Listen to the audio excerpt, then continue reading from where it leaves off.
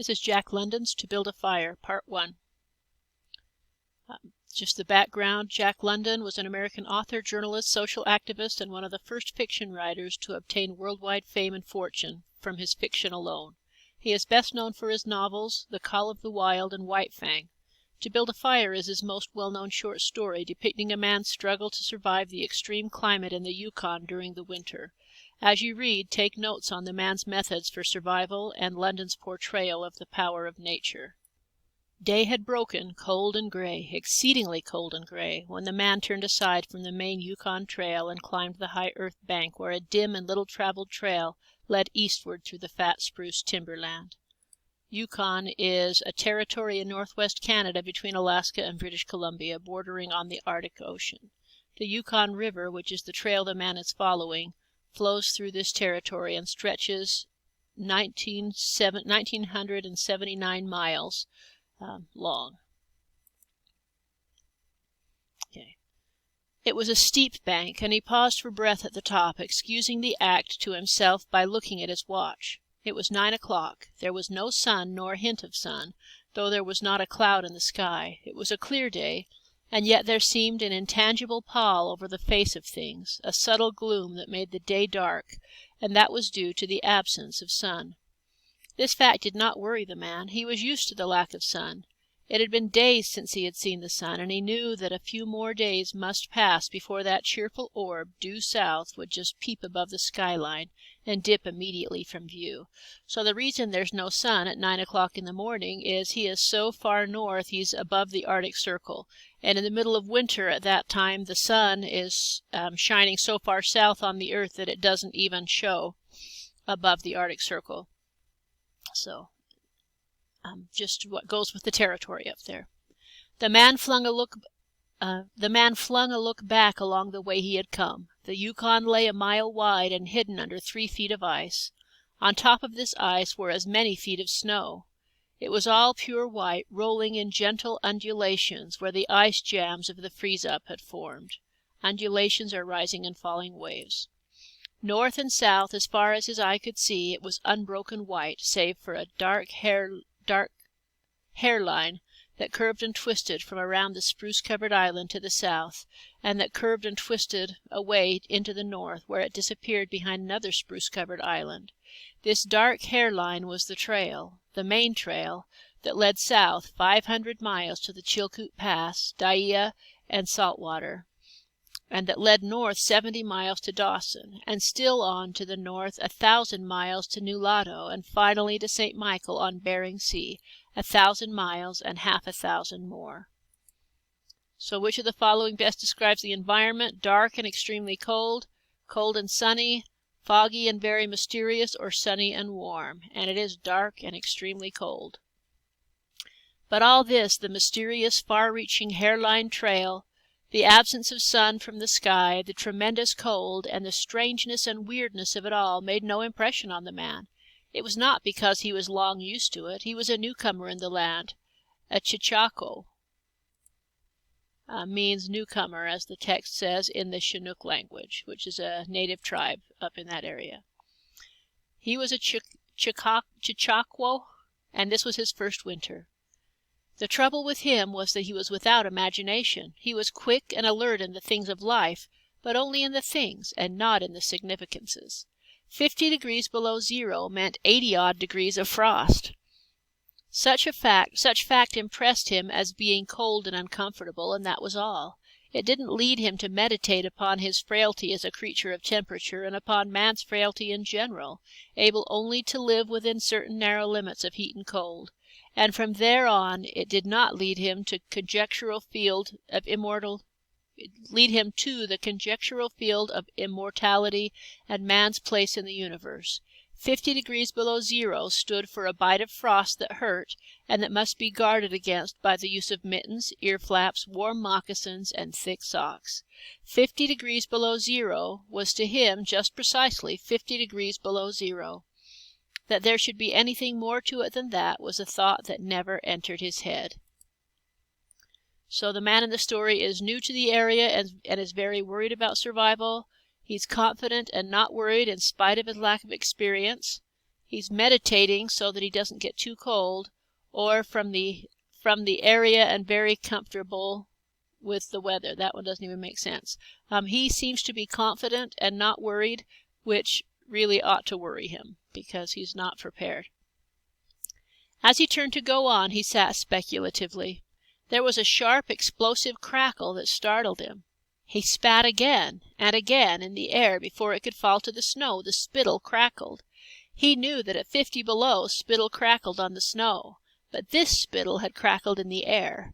Undoubtedly it was colder than 50 below. How much colder he didn't know, but the temperature didn't matter. He was bound for the old claim on the left fork of Henderson Creek, where the boys were already. They had come over across the divide from the Indian Creek country, while he had come the roundabout way to take a look at the possibilities of getting out logs in the spring from the lands in the Yukon. He would be into camp by 6 o'clock, a bit after dark, it was true, but the boys would be there, a fire would be going, and a hot supper would be ready. As for lunch, he pressed his hand against the protruding bundle under his jacket. It was also under his shirt, wrapped in a handkerchief and lying against the naked skin. It was the only way to keep the biscuits from freezing. He smiled agreeably to himself as he thought of those biscuits, each cut open and sopped in bacon grease, and each enclosing a generous slice of fried bacon.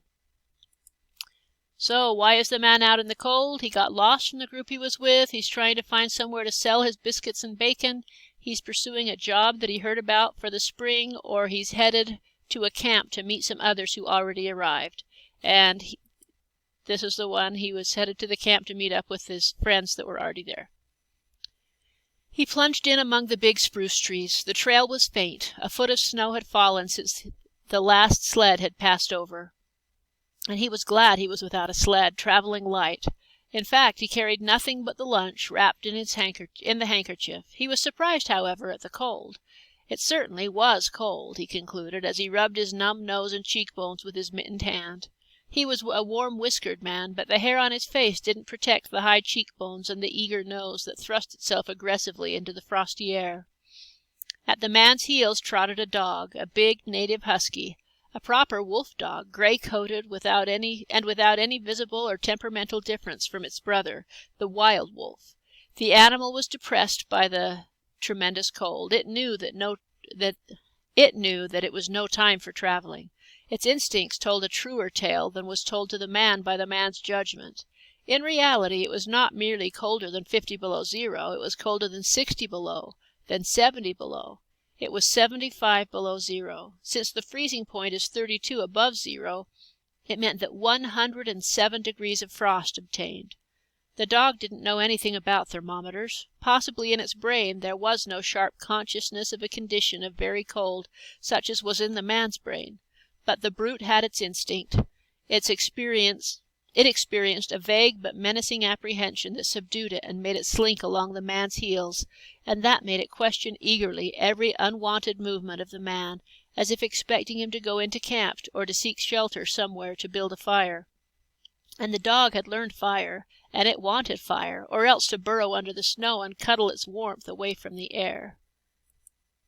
So the man's companion is a wolf that's afraid of the man and where they're going, a husky that hates the cold and stays near the fire to remain warm, a wolf that burrows under the snow to stay warm and warn the man, or a husky that instinctually knows that the temperature is threateningly cold, and the instinct tells the husky, but the man doesn't have those instincts. The frozen moisture of its breathing had settled on its fur in a fine powder of frost, and especially were its jowls, muzzle, and eyelashes whitened by its crystalled breath. The man's red beard and mustache were likewise frosted, but more solidly, the deposit taking the form of ice and increasing with every warm, moist breath he exhaled. Also, the man was chewing tobacco, and the muzzle of ice held his lips so rigidly that he was unable to clear his chin when he expelled the juice. The result was that a crystal beard of the color of and solidity of amber was increasing its length on its chin. If he fell down, it would shatter itself, like glass, into brittle fragments. But he didn't mind the appendage. It was the penalty all tobacco chewers paid in that country, and he had been out before in 2 cold snaps. They hadn't been so cold as this, he knew, but by the spirit thermometer at 60 Mile, he knew they had been registered at 50 below and at 55. So I loved that description of the tobacco juice in his beard, where it freezes. His lips were held so still that when he tried to spit out his tobacco juice, it would just dribble down, and it made this like icicle of brown tobacco juice hanging from his beard. Continuing on. He held on through the level stretch of woods for several miles, crossed a wide flat of niggerheads, which is a type of flower. This archaic term refers to a compact tuft of grass that becomes more humped up each year until it becomes like a small island which shows above the snow. And dropped down a bank to the frozen bed of a small stream. This was Henderson Creek, and he knew he was 10 miles from the Forks. He looked at his watch. It was 10 o'clock. He was making 4 miles an hour, and he calculated that he would arrive at the Forks at 12:30. He decided to celebrate that event by eating his lunch there. The dog dropped in again at his heels with a tail drooping discouragement as the man swung along the creek bed. The furrow of the old sled trail was plainly visible, but a dozen inches of snow covered the marks of the last runners. In a month no man had come up or down that silent creek. The man held steadily on. He was not much given to thinking, and just then, particularly, he had nothing to think about save that he would eat lunch at the Forks, and that at 6 o'clock he would be in camp with the boys. There was nobody to talk to, and had there been, speech would have been impossible because of the ice muzzle on his mouth. So he continued monotonously, which means unvarying, marked by a sameness of pitch and intensity. So he continued monotonously to chew tobacco and to increase the length of his amber beard. Once in a while the thought reiterated itself that it was very cold, and that he had never experienced such cold. As he walked along he rubbed his cheekbones and nose with the back of his mittened hand. He did this automatically now and again, changing hands, but as he would rub, the instant he stopped his cheekbones went numb, and the following instant the end of his nose went numb. He was sure to frost his cheeks, he knew that, and experienced a pang of regret that he hadn't devised a nose strap of the sort Bud wore in cold snaps. Such a strap passed across the cheeks as well, and saved them. But it didn't matter much, after all. What were frosted cheeks? A bit painful, that was all. They were never serious. Empty as the man's mind was of thoughts, he was keenly observant, and he noticed the changes in the creek, the curves and bends and timber jams, and always he sharply noted where he placed his feet. Once, coming around a bend, he shied abruptly like a startled horse, curved away from the place where he had been walking, and retreated several paces back along the trail. The creek, he knew, was frozen clear to the bottom. No creek could contain water in that Arctic winter, but he knew also there were springs that bubbled out from the hillsides and ran along under the snow and on top of the ice of the creek. He knew that the coldest snaps never froze these springs, and he knew likewise their danger.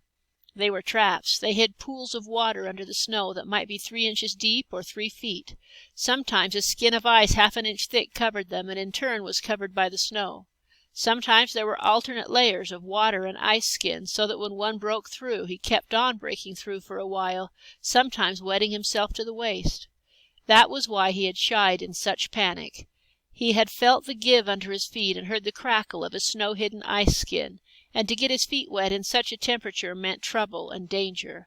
At the very least it meant delay, for he would be forced to stop and build a fire, and under its protection to bare his feet while he dried his socks and moccasins.